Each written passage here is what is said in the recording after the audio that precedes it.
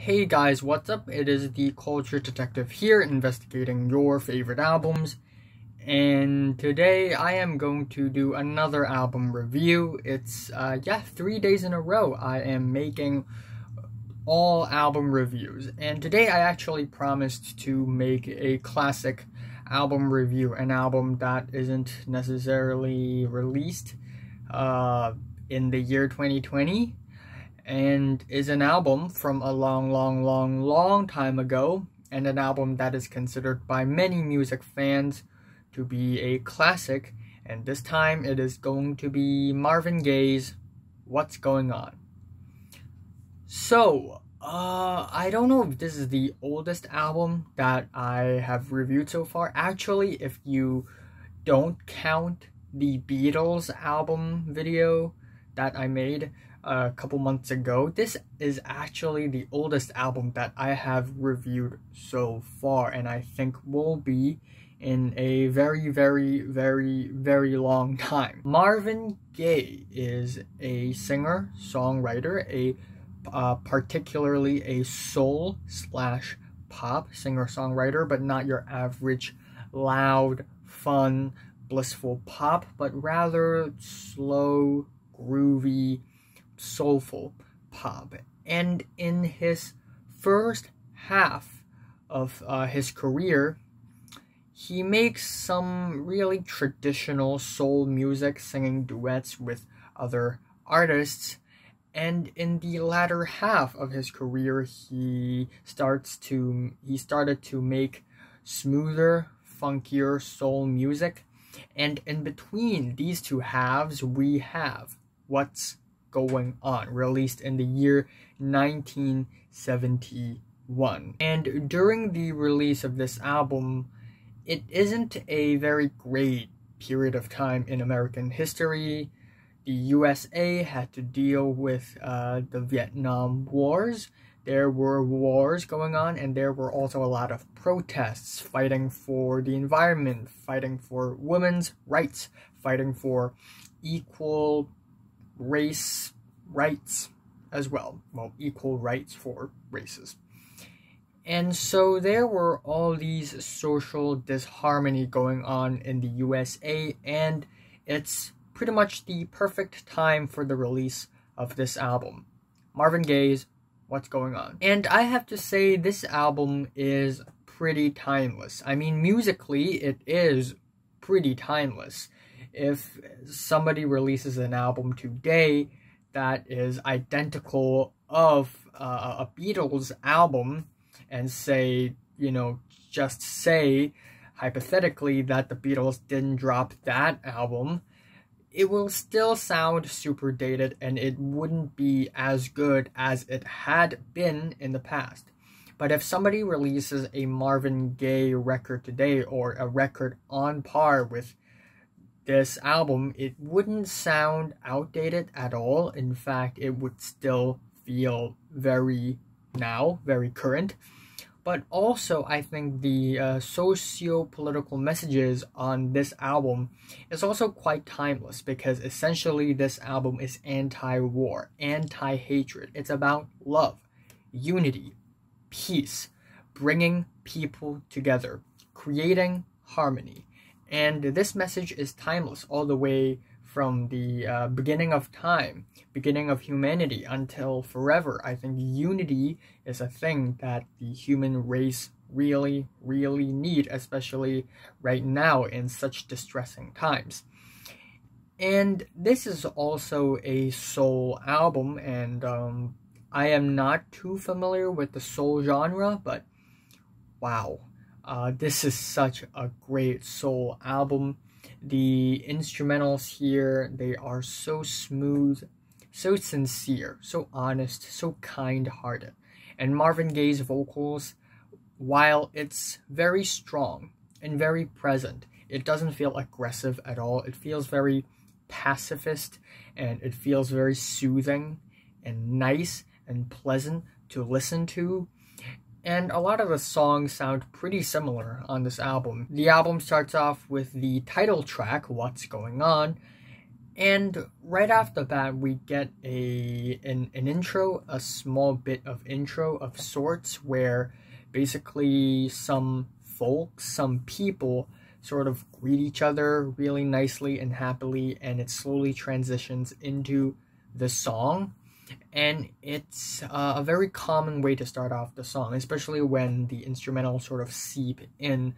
They are incredibly relaxing and calming and soothing, and there is a slight, just a very, very slight tinge of sadness in the music, in my opinion, because this isn't some super positive, toxically positive music. I mean, Marvin Gaye on this album very clearly acknowledges that there are many terrible things that are happening around the world, but he refuses to give in to the negativity. Instead, he tries to focus on the positivity, to spreading love, creating peace.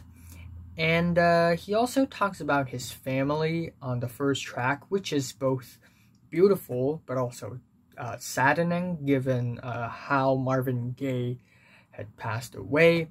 I go look up on the internet how Marvin Gaye passed away if you would like to know, but it's kind of tragic, yes. But I think overall this track is holistic, it's angelic, it cleans your soul because it's just so sincere and so kind-hearted, you can't really refuse it. And the saxophones are smooth, the way the hand drums are incorporated are beautiful, the vocals, again, amazing. And we have the second track, What's Happening Brother, which is almost an extension of the first track, but it sounds dreamier, lovelier. It incorporates more strings, which are really sweet and smooth. And we also get these choir vocals, which are beautiful. Almost sounds like something that you would hear from a vocal jazz album. And lyrically, this track takes the perspective of a soldier returning from war, especially where you hear lyrics such as, war is hell, when will it end? When will people start to come together again? And we have the third track, Flyin' High in the Friendly Sky, where the instrumentals feel kind of levitated in a very high position in the sky. They sort of remain there. And this track is about drug addiction and how people should try to defeat drug addiction. And in a sense, this track is actually also incredibly soothing. And then we have the track Save the Children, which is a track that I find kind of corny at first.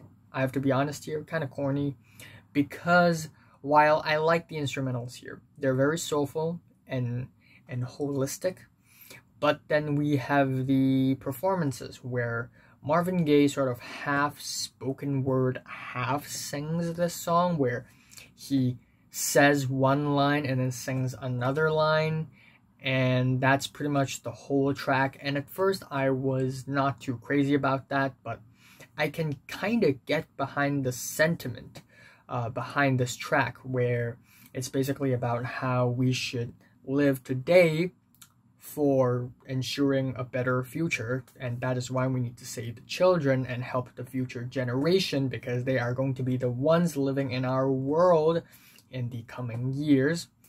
The next track, God is Love, is obviously a religious flavor track, and I don't think this track is only enjoyable for people who are religious, for Catholics or Christians.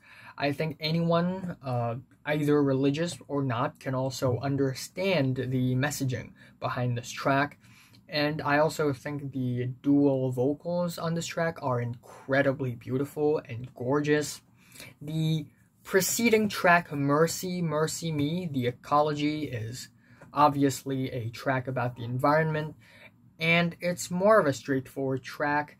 The hooks, well, not hooks, but the vocal melodies here are way more accessible to the ears, and the chords on this track are so wholesome, and there is something so relaxing about the track. It's almost like I'm taking a very easy stroll on a nice wooden path beside a very clear lake under the bright blue sky while this song is playing, and it's such a fantastic feeling. And we also have the track Right On, which is one of the more special tracks on the entire track list. It's over 7 minutes long, and the instrumentals here, they're somewhat Latin blues flavored. We even get some woodwinds of flute in the beginning of the track, which is really nice. And the second to last track is Holy Holy, which I guess is one of the, actually the slowest track on the entire track list. It's very ethereal, very spacey, kind of uneventful. I wish that this track is a little more eventful, but still the taste of this track, the flavor of this track is still very nice. And the album sort of ends off with Inner City Blues Makes Me Wanna Holler, which is probably my favorite track on the entire album. I mean, a lot of people say that the title track is the best, and yes, the title track is absolutely amazing, but I think personally for me, I vibe with Inner City Blues way more. There is something about this track that just makes this track so charismatic, so full of personality, and this track is also a groovier track than other tracks on the album, and it puts the ending of the album in a very sweet note. There is an urban feel to this track because it is the inner city blues, and you can actually feel the hustle and bustle without the car whooshing noises, the traffic lights ding-donging. You can still feel the urbanness of the track with the very modernistic pianos, the hand drums, and also the da da da da da da da da da da da da. It's beautiful. The vocals, they are amazing. And we also get some horns occasionally, which is a really, really nice touch. And at the end of the day, Marvin Gaye talks about how there are many things in the city, in our modern world, that are pretty bad. Hang-ups, letdowns, bad breaks, setbacks. But at the end of the day, even though we shouldn't ignore those things, we shouldn't give in to those things and just completely soak ourselves in negativity. We need to keep on having faith and look on the bright side and keep moving on with life. And again, I can get behind the sentiment of the track, and I appreciate Marvin Gaye for spreading such messages. So yeah, overall, I like this album a lot. I think as far as social distancing and quarantining goes, it's a very popular topic nowadays. Everybody is talking about, oh, quarantine, I'm so bored in my house, in my home. Listen to some music. Listen to some heart-soothing, soul-cleansing music. And this is the #1 most heart-soothing and soul-cleansing album I can find ever. I mean, recommend me a more heart-soothing album if you can find one.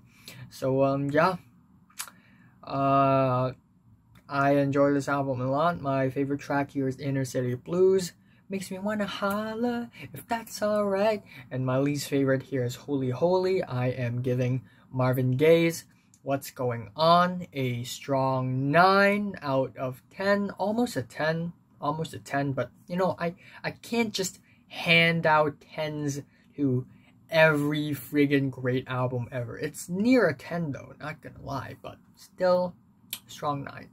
So, have you listened to Marvin Gaye's What's Going On? From 1 to 10, how much did you rate it? Like it, and subscribe if you want more. And thanks for watching.